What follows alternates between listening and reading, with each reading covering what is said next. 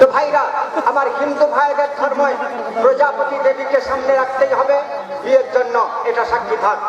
কিন্তু এই মা বোনেরা, তোমাদের যাদের বিয়ে হয়নি শুনে নাও, শুনে নাও, যদি দেখো ছেলেটা এসেছে বিয়ে করতে, তার গাড়িটাকে সাজিয়েছে আর ফুল দিয়ে প্রজাপতিটাকে সামনে রেখেছে, তো বলবে ওই ছেলেকে বিয়ে করবো না।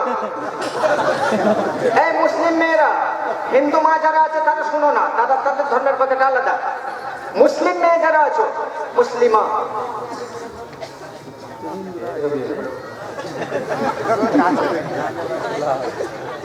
মুসলিমা মেয়ে যারা আছো তারা শুনে নাও, খবরদার যদি দেখো প্রজাপতি লাগিয়ে বিয়ে করতে এসেছে, বাচ্চাদের কাছে খবর নাও, শোনো, যদি প্রজাপতি লাগানো থাকে বল ওই ছেলেকে আমি বিয়ে করবো না।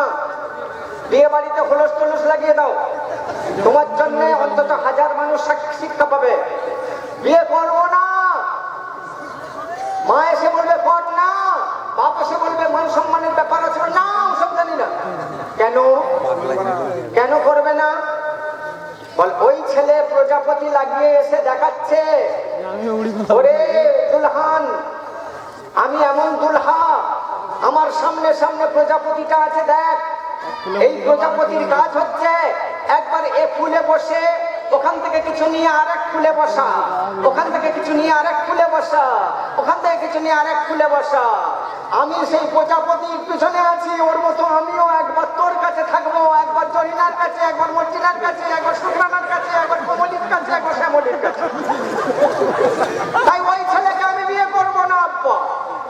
তখন মনে পক্ষ দিয়ে বলুক, বাবা প্রজাপতিটা যদি খুলে দেওয়া হয় অসুবিধা আছে কেন?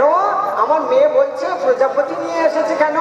ইসলামী শরিয়াতের বিয়ে হচ্ছে, অথচ শরিয়াতের বাইরের এই প্রজাপতিটার কারণ কি? তখন বরপক্ষ খুলে দেবে, 1000 মানুষ শিক্ষা পাবে। আপনি 4 তারা লাগান প্রজাপতির জায়গায়।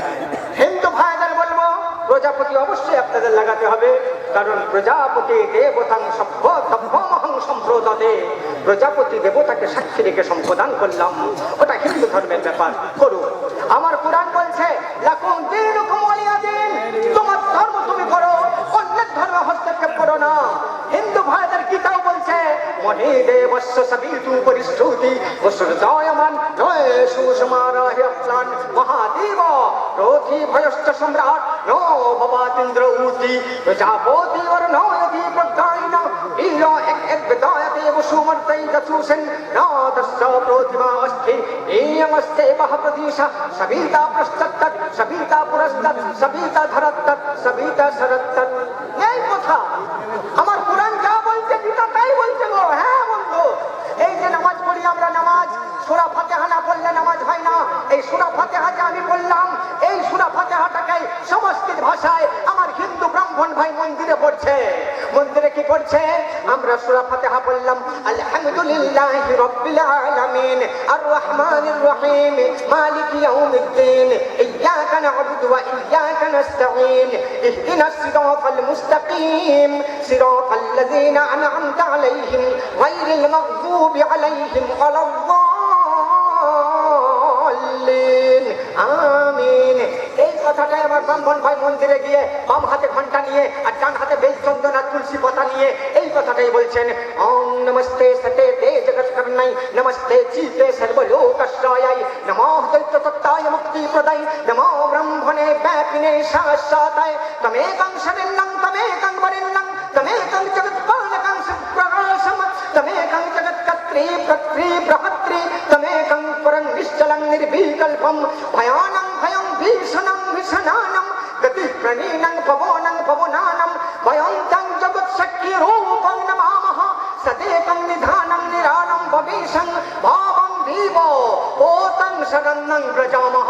गंगा चल्याओ নেই কথা বন্ধু। অতএব আসুন হিন্দু মুসলমান আমরা নিজেদেরকে চিনি।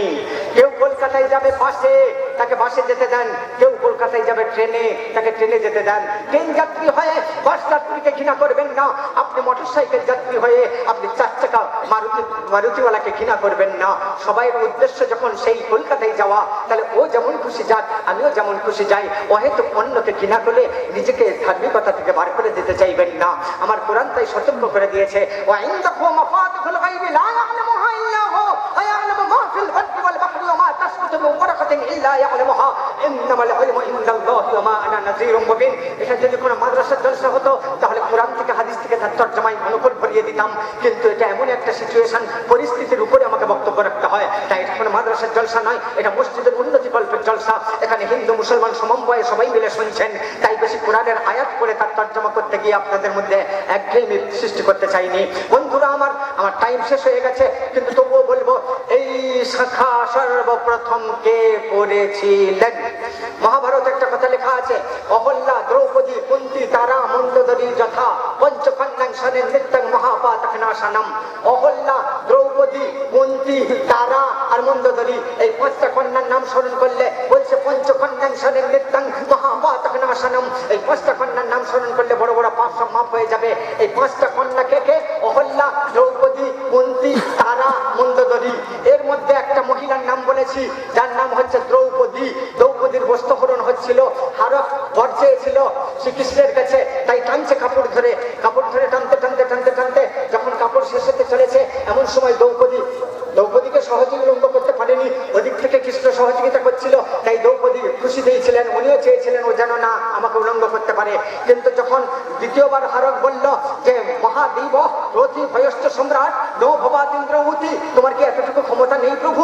তখন বন্ধ করে দিয়েছিল। এইবার শেষ হয়ে যাবে কাপড়, এমন সময় হারককে বলা হয়েছিল যে তুমি যদি আমার সঙ্গে আলিঙ্গন করো তাহলে আমি তো অপবিত্র হয়ে যাব। তখন হারক বলেছিল আমি তোমাকে একটা শাখা পরিয়ে দিচ্ছি, সাদা শাখা পরিয়ে দিয়েছিল।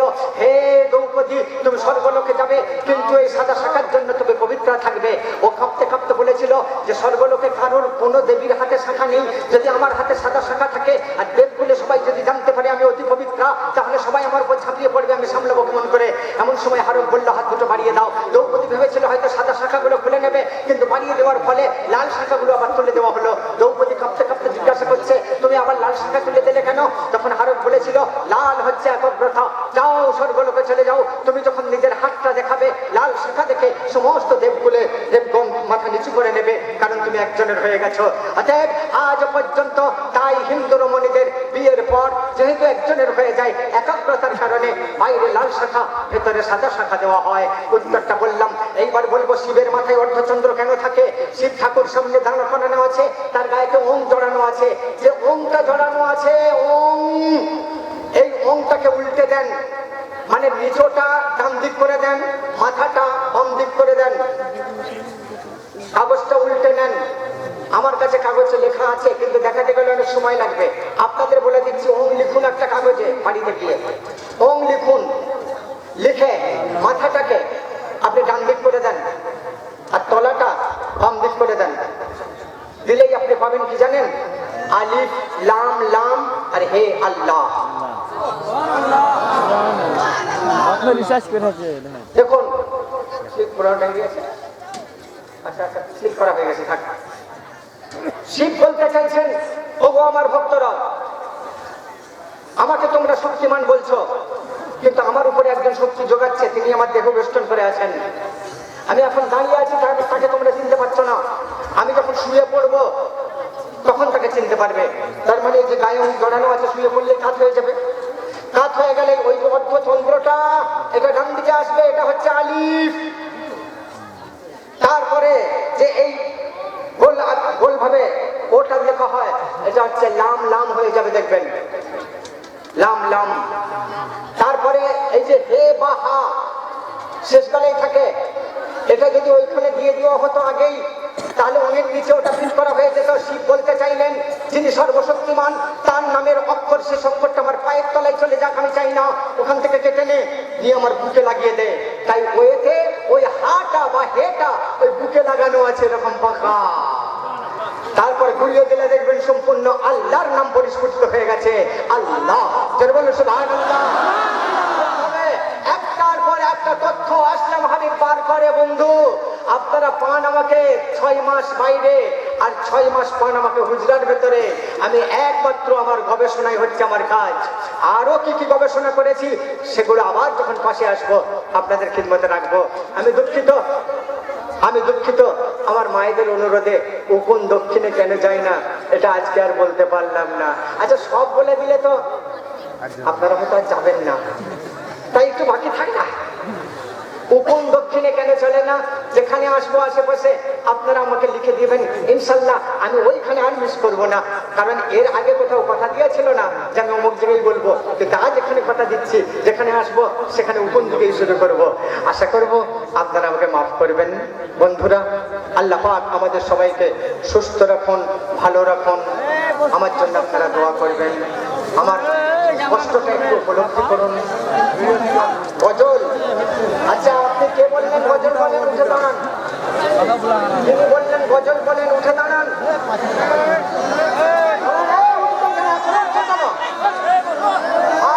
এখানেই তাবারুক দেওয়া হবে, আপনারা কেউ উঠবেন না, বসে যান। এখানেই তাবারুক দেওয়া হবে। ভাই গজল কে গাইতে বললেন?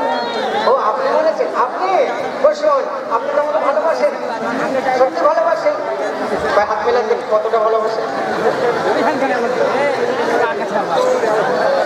সত্যি ভালোবাসে গো, মানে আমার হাতে ভু লেগে নেই, গোবর লেগে নেই, কিছু নেই, তবু ভালো করে ধরেন, এখানে ছুঁয়ে দিয়েছি। এত যদি ভালোবাসো বাবু, তাহলে আমার কষ্টটাকে বুঝতে পারছে না। আরে কে আপন আর কে আসল পর চেনা বড় দায়। সুযোগ করে কিছু বোঝে নাই। আজ দুনিয়ায় রে কেহ কারো নয় রে, মায়ার দুনিয়ায় রে কেহ কারো নয়। ও মায়েরা, আরে বসুন, বসুন এখন